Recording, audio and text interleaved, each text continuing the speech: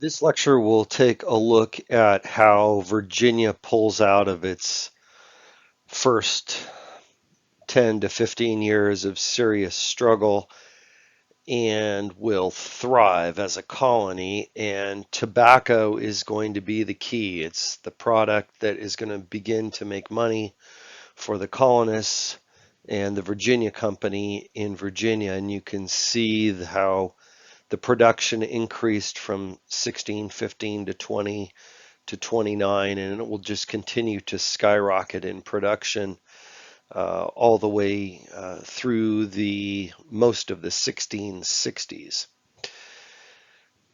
In terms of colonists coming over to Virginia from England, if you could pay for your own passage, then you would be granted 50 acres of land. So those who were able to pay their way over will gobble up all of the best land closest to uh, either rivers and waterways leading into the Chesapeake Bay or just very close proximity to the Chesapeake Bay so that their tobacco could be exported.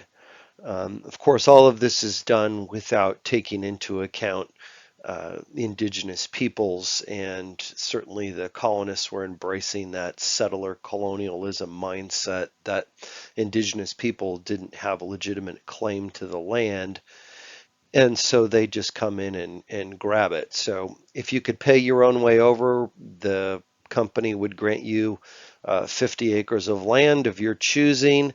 If you were able to bring an indentured servant, that would net you an additional 50 acres of land, and the same thing if you brought enslaved Africans over, 50 acres of additional land per enslaved person that you brought with you.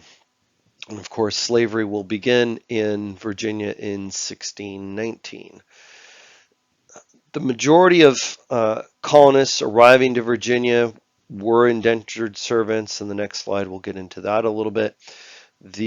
Over the course of the 1600s, the vast majority of the colony will be male, 74% were male in 1625, 10% female, 16% children. This ratio will continue to narrow as we go through the 1600s, but even by the end of the 1600s, there's still a significant imbalance between males and females in Virginia, just in terms of what society looked like.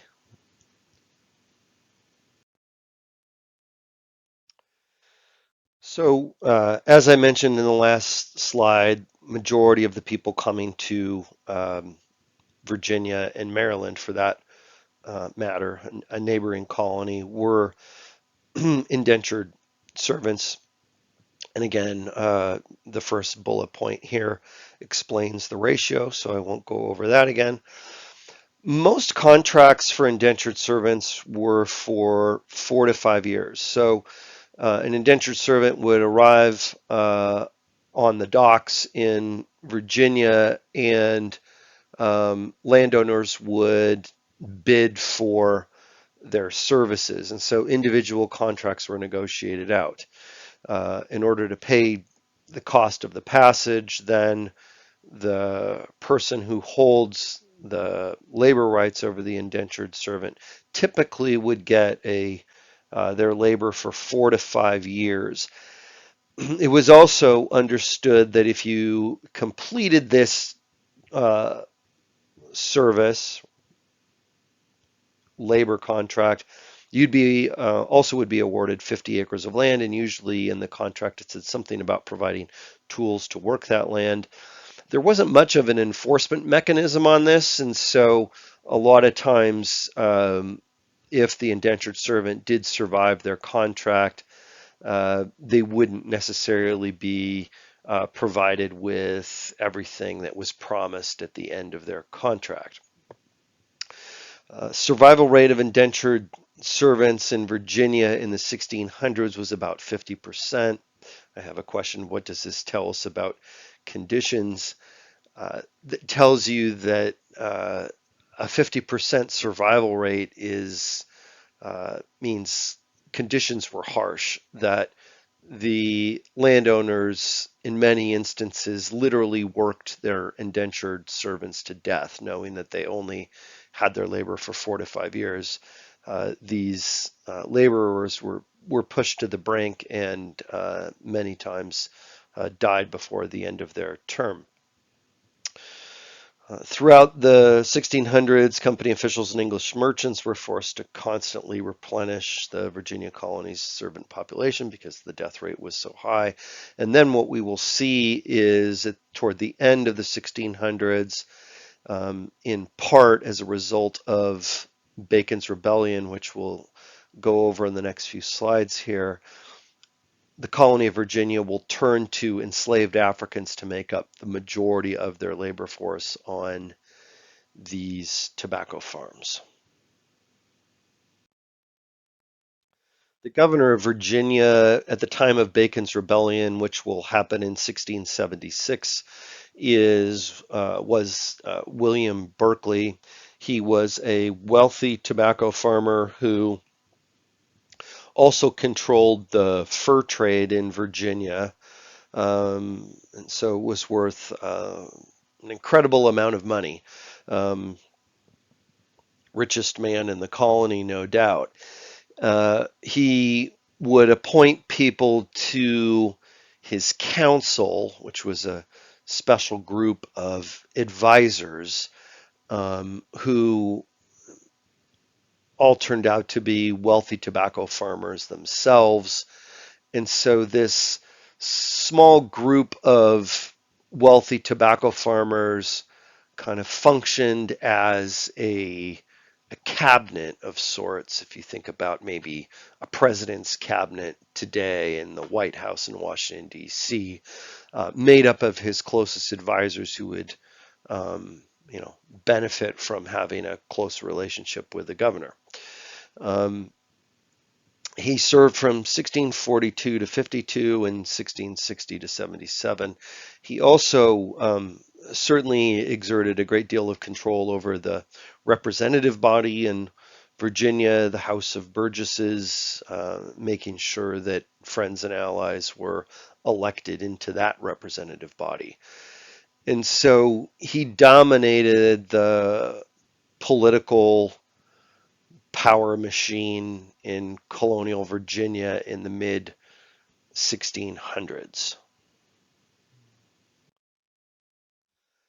Nathaniel Bacon was an advisor to the governor and was someone who had his eyes on becoming governor, and the way that Berkeley had put a stranglehold on political power, Bacon just doesn't see a path for him ever becoming governor.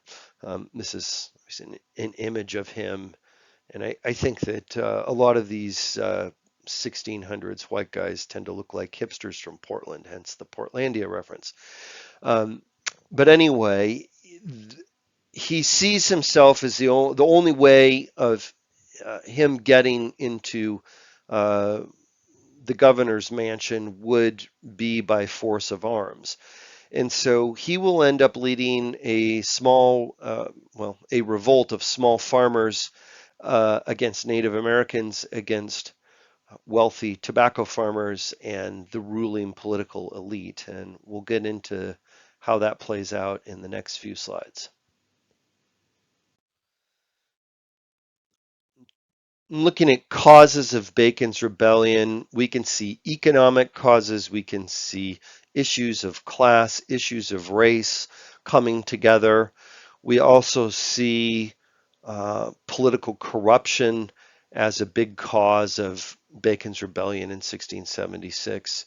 That kind of all of this kind of helps to explain how and why Nathaniel Bacon was able to put together a revolt, and explains who joined his revolt and why they joined. So if we look at the by the mid to late 1660s, the tobacco market in England was saturated. There was too much tobacco being exported back to England, which meant that prices were going to fall, which meant that small farmers out on the frontier are going to suffer the most.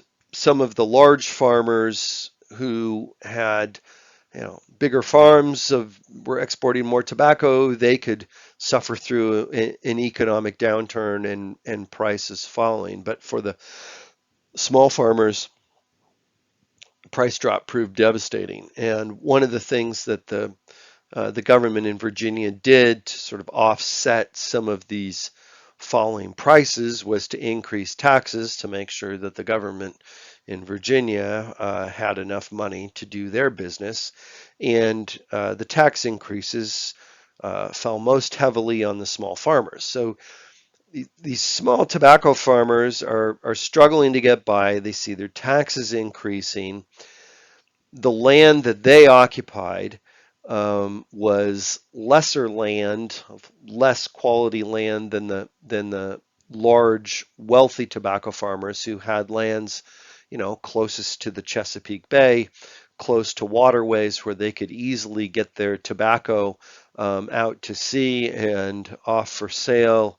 In England, the small tobacco farmers who were most typically indentured servants who had survived their 4 or 5 year contract and were granted a piece of land, were somewhere in the interior where indigenous peoples had been pushed to, and these small farmers, in addition to having kind of lesser quality land further away from the ports, also served as a kind of military buffer between the indigenous people and the wealthy tobacco farmers in eastern Virginia. And so these small tobacco farmers are really upset about all of these circumstances. They don't have access to as good of a land. The prices are falling. They find themselves kind of constantly in battle with indigenous peoples over control of the land. And meanwhile, the larger, wealthy tobacco farmers kind of sit back and just they're able to weather the economic downturn and don't have to worry about fighting indigenous peoples for control over the land. Political corruption was another issue here that's also sort of tied in here clearly with economics and class and race. Um, that the governor, to me, the most striking point here is that the William Berkeley's salary was the equivalent of 1,000 pounds per year. If you were a small farmer out on the frontier, you'd be lucky to clear 3 pounds per year. So, what is that? That's roughly 333 times more money is going into the Governor Berkeley's coffers than is into the savings of a small farmer. And so they look at this, and they view this all as corrupt, and it's Berkeley and all of his cronies that are making tons of money, and here we are just struggling to get by. I neglected to mention the issue of race in the first point. So, not only is it going to be poor, small white farmers who are going to rise up with Nathaniel Bacon, uh, in addition to indentured servants who will be fighting for their freedom to get out of from their under their contracts, but enslaved Africans will also rise up along with these small farmers, and so you have a biracial coalition here of uh, poor small farmers who are white indentured servants, and black enslaved people from Africa who are rising up together to try to topple the government in Virginia and obtain better lands for themselves and obtain freedom. All the while, Nathaniel Bacon hoping that these people will put him into political power. So this is some of the background causes here. This is important for you to not only pay attention to this PowerPoint, but also to read through this in your textbook. This potentially can come up on exams and quizzes. Another element at play as a cause of the 1676 Bacon's Rebellion were relations with the indigenous peoples and these small farmers. So, relations with Native Americans were in a terrible state as small tobacco farmers kept putting pressure on the indigenous peoples' lands on the quote unquote frontier. As the English keep pushing west into the interior of Virginia, they're finding themselves in conflict with the indigenous peoples who don't want to give up their lands and will fight for them. Um, and the small farmers were demanding that Berkeley declare war on Native Americans and indeed exterminate them, wipe them out. They're essentially calling for ethnic cleansing slash genocide in order to expand their land holdings. The small farmers see their price problem with tobacco, with prices were falling. They wanted access to more land so that even though the prices were falling, they could produce more tobacco, is kind of how they saw this as their solution. Not exactly sound economics, but that's what they saw as their solution. So they were demanding that the governor formally wage war on the indigenous peoples and that the governor, raise an armed force, provide, uh, take the tax money and use that uh, to pay for a militia that will go off and wage war against indigenous peoples. Governor Berkeley did not want to do that. He had a relationship with the indigenous peoples that helped to promote his control over the fur trade, so he wants harmonious relations here and instead suggests that the colonists, in fact, have their taxes increased in order to pay for forts that would then defend them in the case that indigenous peoples attacked them. And so isn't interested in waging war against the Native Americans in the region. And so these small farmers find themselves at odds with the government in Jamestown, and is another kind of contributing element as to how this revolt begins.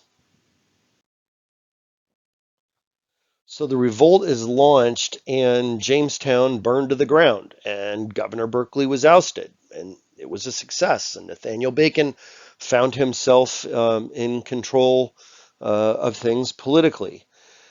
The English then effort to restore order. They sent 6 warships, 8 transports full of about 1,100 soldiers to come in and reassert English authority over the colony. And in the midst of all of this, Nathaniel Bacon contracted dysentery, which is an awful illness. If you ever get it, it's just you run a high fever, there's a lot of vomiting and diarrhea, and essentially you get very dehydrated very quickly. And back in the 1600s, without modern medicine, Bacon died, and as the head of the revolt, they lost their charismatic leader, and the revolt kind of withers out. The English step in and reassert their authority, and this is just a brief rebellion that will then have very significant consequences. And this is a painting on the right that in part illustrates the biracial nature of the revolt. So the consequences of Bacon's rebellion are massive in terms of what society will look like moving forward in Virginia. And you can even say that the consequences will have legal ramifications all the way into the present day. Um, One of the things that will happen here is a shift away from white indentured servants to a reliance almost exclusively on enslaved Africans to work the tobacco fields, is out of fear of that a new biracial alliance between the working poor would be created. And so the message will be that black people are to be enslaved, and these are the people who are going to do the hard work of laboring in the tobacco fields, and that will not be something that um, poor uh, white indentured servants would be subjected to. So it'll be enslaved Africans that will be doing the laboring on the tobacco farms, kind of moving forward in general. There would be several laws were passed in the 1600s, and in particular the mid to late 1600s and into the very early 1700s, that emphasized legal distinctions between white people and black people in Virginia, so that poor white people were granted superior legal status to all black people in Virginia, be they free or enslaved. In other words, kind of the idea here is that freedom is going to be guaranteed for white people, and enslavement is going to be guaranteed for black people in Virginia. And one of the assignments that you're doing this week touches on this topic a bit and some of the laws that were passed, and asking you to kind of make an assessment of those laws and what they meant. Uh, the third thing, that big consequence that comes out of Bacon's Rebellion, is the decision by the Virginia government to listen to the demands of these small white farmers and wage aggressive warfare on indigenous peoples in Virginia to get more land for the small farmers. Coming as a result of this, indigenous tribes like the Occaneechi were literally wiped out. This is ethnic cleansing and genocide in action in Virginia in the aftermath of Bacon's Rebellion, in order to try to appease these small white farmers. The government in Virginia is saying, well, you asked to wage war on indigenous peoples, we are going to do that. Um, they're thinking better to have these small farmers off fighting Native Americans for more land than fighting the political elite in Jamestown and trying to topple the government. Um, so they will do that. Um, the kind of the fourth consequence of the revolt is the decision by the government in Virginia to lower taxes on small farmers. So they're really playing populist politics here, right? They are attempting to divide the colony by race. They are attempting to appeal to these small white farmers by waging war on indigenous peoples for the benefit of these small white farmers, and then they're lowering the taxes that they had raised on these small white farmers in order to try to, so that the political elite can protect their interests and their own political power. So Bacon's Rebellion has some pretty significant, massive consequences. How, when we're looking here at Virginia in 1676, and what we'll then see play out across other southern colonies like South Carolina and North Carolina, and eventually in Georgia, and in Maryland is a very similar pattern in which they will rely upon enslaved Africans for the bulk of their agricultural labor force. Laws will be passed distinguishing between white people and black people in all of these colonies, and this will be the trajectory of the southern colonies throughout the colonial era, and in fact even beyond.